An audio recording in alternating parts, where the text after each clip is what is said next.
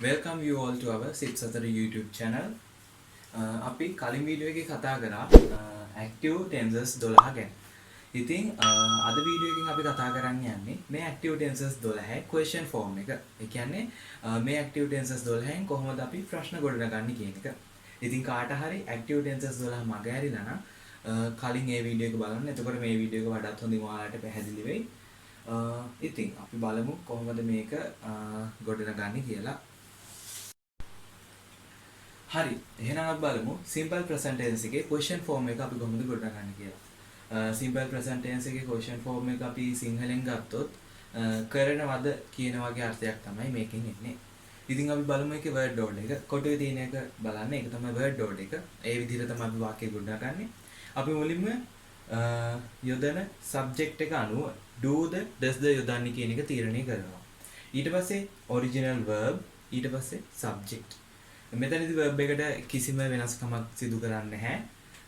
අපි simple present tense එකේ කලින් වීඩියෝ එක අපි කතා කරා ඒකේ මේ active tense එකේදී ඒකේ verb එක අපි මේ plural pronouns ආවොත් original තියෙනවා singular pronouns ආවොත් අපි ඒක අගට s හරි es හරි එකතු කරලා ඒක අපි හදන විදිහක් කිව්වා. නමුත් මෙතනදී question form එකේදී අපි එහෙම ඒක වෙනස්කමක් කරන්නේ නැහැ. original විදිහටම තියෙනවා. මොකද අපි do or does යොදන එකෙන් අපි ඒක කරලා ඉවරයි එතනදී. ඒ නිසා. ඊට පස්සේ object එක. do යොදන්නේ I, you, they, we boys කියන pronouns එක. does යොදන්නේ he, she, it, kamal, nimal අන්න ඒ වගේ pronouns එක. හරි අපි දැන් උදාහරණයකට යමු. Do you eat apple? ඔබ apple කනවද? එතකොට මෙතන subject එක you. you නම් අපි දාන්නේ do. මෙතන verb එක original. ඊට පස්සේ does he buy fruits? ඔහු පළතුරු මිලදී ගන්නවද? මෙතනදී subject එක he නිසා මෙතන යොදන්නේ does. ඒ වගේම verb එක original. ඉතින් මෙන්න මේ විදිහට තමයි simple present tense එකේ question form එක ගොඩනගන්නේ. හරි අපි දැන් බලමු simple past tense එකේ question form එක කොහොමද ගොඩනගන්නේ කියලා. ඒකේ අර්ථය තමයි කරාද කියන අර්ථය දෙන වාක්‍ය තමයි අපි මේකෙද ගොඩනගන්නේ. අපි බලමු ඒකේ word order එක did subject original verb object. මෙතනදී අපි did කියන එකෙන් තමයි මේක අතීත කාල ප්‍රශ්න පදයක් විදිහට සකසන්නේ. ඉතින් එතකොට මෙතනදී අපි verb එකට කිසිම දෙයක් සිදු කරන්නේ කලින් නම් අපි past tense කතා කරද්දී ඒකේ verb එක past tense බවට පත් කරා. නමුත් මෙතනදී ප්‍රශ්නේ ගොඩනගද්දී අපි මෙතන did යොදලා තියෙන නිසා verb එකට කිසිදු වෙනසක් කරන්නේ නැහැ. මොකද did කියන එකෙන් දැනටමත් ඒක අතීත කාල වෙලා ඉවරයි. හරි ඉතින් අපි බලමු ඒක උදාහරණ. පළවෙනි එක did you eat apple? ඔබ apple කෑවද? did he buy fruits? ඔහු පළතුරු මිලදී ගත්තද? ඔන්න ඔය විදිහට තමයි simple past tense එකේදී question form එක ගොඩනගන්නේ. හරි අපි දැන් කතා කරමු simple future tense එකේදී question form එක කොහොමද ගොඩනගන්නේ කියලා. මේකෙදී මේකේ අර්ථය තමයි කරාවිද කියන වගේ අදහසක් තමයි මේකෙදී මේ කියවෙන්නේ. ඉතින් අපි බලමු මේකේ word order එක will ඊට පස්සේ subject original verb object. මේකෙදී subject එක මොකක් වුණත් අපි යොදන්නේ will කියන එක. උදාහරණ වලට අපි යමු. Will you eat apple? ඔබ apple කාවිද? ඊට පස්සේ will he buy fruits? ඔහු එළවලු මිලදී ගනීවිද? ඉතින් ඔන්න විදිහට තමයි simple future tense එකේදී question form එක ගොඩනගන්නේ. හරි අපි බලමු දැන් present continuous tense එකේදී කොහොමද question form එක ගොඩනගන්නේ කියලා. මේකේ අර්ථය තමයි කරමින් ඉන්නවද කියන අර්ථය තමයි මේ වාක්‍යවලදී එන්නේ. ඉතින් අපි යෙදෙන subject එක අනුව is am are යොදනවා. ඊට පස්සේ original verb එකත් එක්ක ing ඊට පස්සේ object. මෙන්න මේක තමයි word order එක. ඉතින් is යොදන්නේ he, she, it, nimal, cat අන්න ඔය වගේ pronouns එක am යොදන්නේ I එක්ක ආයොදන්නේ you, we, they, boys අන්නේ pronouns එක. ඉතින් ඔන්න ඔය ටික තමයි දැනගන්න ඕනේ. උදාහරණ වලට අපි යමු. පළවෙනි එක. Are you eating apples? ඔබ apple කමින් ඉන්නවද? එතකොට මෙතන you කියන එක තමයි subject එක. you තියෙන නිසා අපි මෙතනට යොදන්නේ ඉස්සරහෙන් are කියන එක. ඒ වගේම කමින් ඉන්නවද කියන එක අපි eat එකට ing එකතු කරලා eating. ඊට පස්සේ දෙවෙනි උදාහරණය is he buying fruits? ඔහු පළතුරු මිලදී ගනිමින් ඉන්නවද? එතකොට මෙතන යදිලා තියෙන he නිසා අපි යොදන්නේ ඉස්සරහෙන් is. ඊට පස්සේ am I reading a book? මම පොතක් කියවමින් ඉන්නවද? එතකොට subject එක I නිසා ඉස්සරහින් යෙදුවේ am. ඉතින් ඔන්න විදිහට තමයි present continuous tense එකේදී question form එක ගොඩනගන්නේ. හරි, අපි දැන් බලමු past continuous tense එකේ question form එක කොහොමද ගොඩනගන්නේ කියලා. මේකේ අර්ථය තමයි කරමින් ඉඳියද කියන අර්ථය තමයි මේ වාක්‍යවල තියෙන්නේ. ඉතින් ඒක word order එක ගත්තාම පස්සේ was එහෙම නැත්නම් were තමයි යොදන්නේ අපි දාන subject එක අනුව. subject ඊට පස්සේ original verb plus ing ඊට පස්සේ object එක.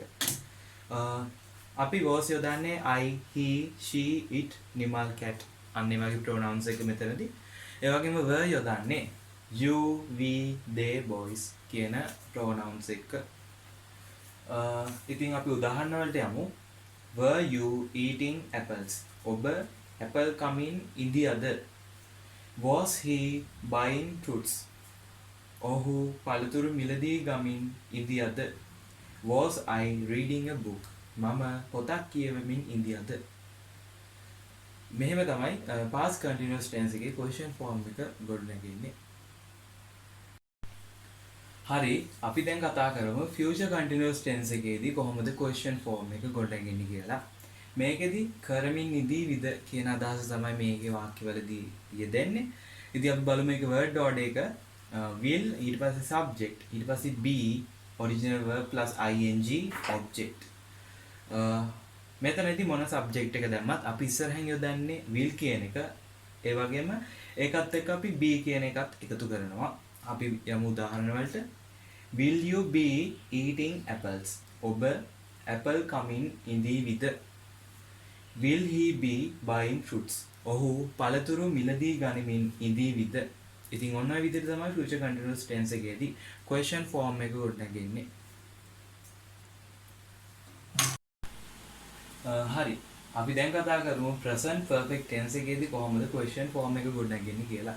මේකේ අර්ථය තමයි කරලා තියෙනවද කියන අර්ථය තමයි මේ වාක්‍යවලදී යෙදෙන්නේ. ඉතින් මේකේ word order එක ගත්තාම පස්සේ have එහෙම නැත්නම් has ඊට පස්සේ subject past participle verb object මෙන්න මේ විදිහට තමයි මේකේ word order එක. මෙතනදී යෙදෙන subject එක අනුව අපි දාන්නේ haveද hasද කියන එක තීරණය වෙනවා. ඉතින් have දාන්නේ මෙන්න මේ pronouns එක, has දාන්නේ මෙන්න මේ pronouns එක. ඉතින් අපි යමු උදාහරණ වලට.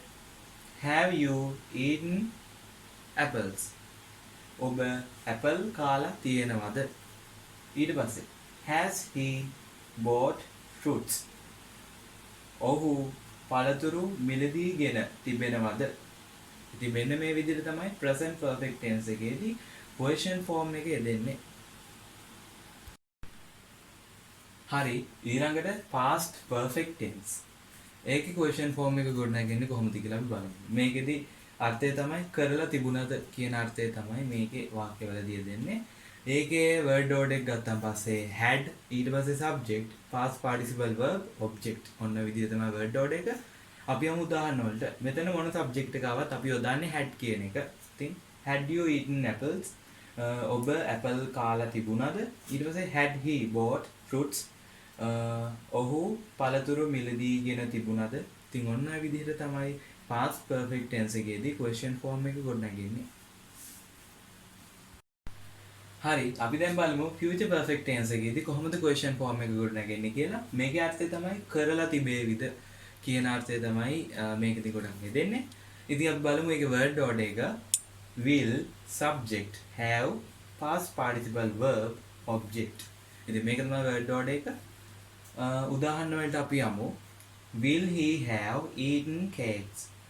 ඔහු කේක් කාලා තිබේවිද? ඊට පස්සේ උදාහරණේ will they have played cricket? ඔවුන් ක්‍රිකට් සෙල්ලම් කරලා තිබේවිද? ඉතින් මෙන්න මේ විදිහට තමයි future perfect tense එකේදී question form එක ගොඩනගන්නේ. හරි. දැන් අපි බලමු present perfect continuous tense එකේදී කොහොමද question form එක ගොඩනගන්නේ කියලා. මේකේ අර්ථය තමයි කරමින් ඉඳලා තියෙනවද කියන අර්ථය. ඉතින් ඒකේ word order එක තමයි have එහෙම නැත්නම් has. ඒක තීරණය වෙන්නේ අපි යොදන subject එක අනුව. ඊට පස්සේ been original verb plus ing. ඊට පස්සේ object. අපි යමු උදාහරණ වලට. Has he been learning English? මෙතන he තියෙන නිසා අපි has යෙදුවා. ඔහු ඉංග්‍රීසි ඉගෙන ගනිමින් ඉඳලා තියෙනවද? දෙවෙනි එක. Have they been watching a film? මෙතන they තියෙන නිසා අපි have යෙදුවා. මේකේ තේරුම තමයි ඔවුන් ෆිල්ම් එකක් බලමින් ඉඳලා තියෙනවද? ඉතින් ඔන්න ඔය විදිහට තමයි present perfect continuous tense එකේ question form එක දෙන්නේ. හරි.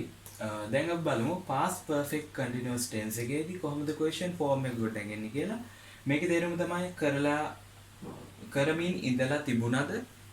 ඉතින් මේකේ word order එක ගත්තාන් පස්සේ had ඊට පස්සේ subject been original verb plus ing object.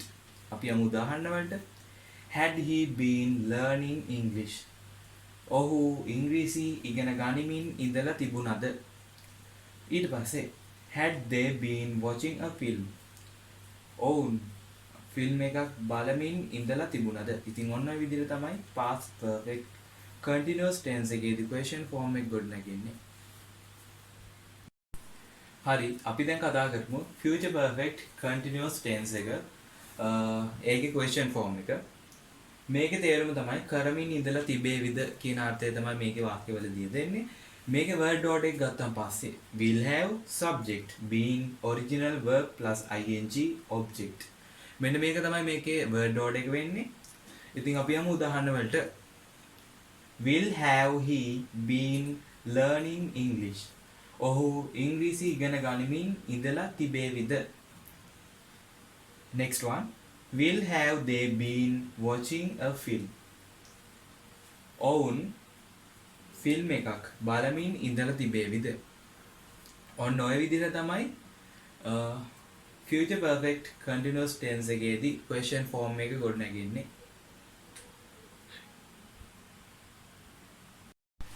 හරි, එහෙනම් මේ වීඩියෝ එක ඔයාලට ප්‍රයෝජනවත් වුණා නම් යාළුවෝ එක්ක share කරගන්න. ඒ වගේම අපේ channel එක subscribe කරන්න. bell icon එක එවුවොත් ඔයාලට අපි වීඩියෝස් අලුතෙන් දාපු ගමන් ඔයාලට notification එයි. ඉතින් හැමෝටම සුබ දවසක්. Thank you for watching.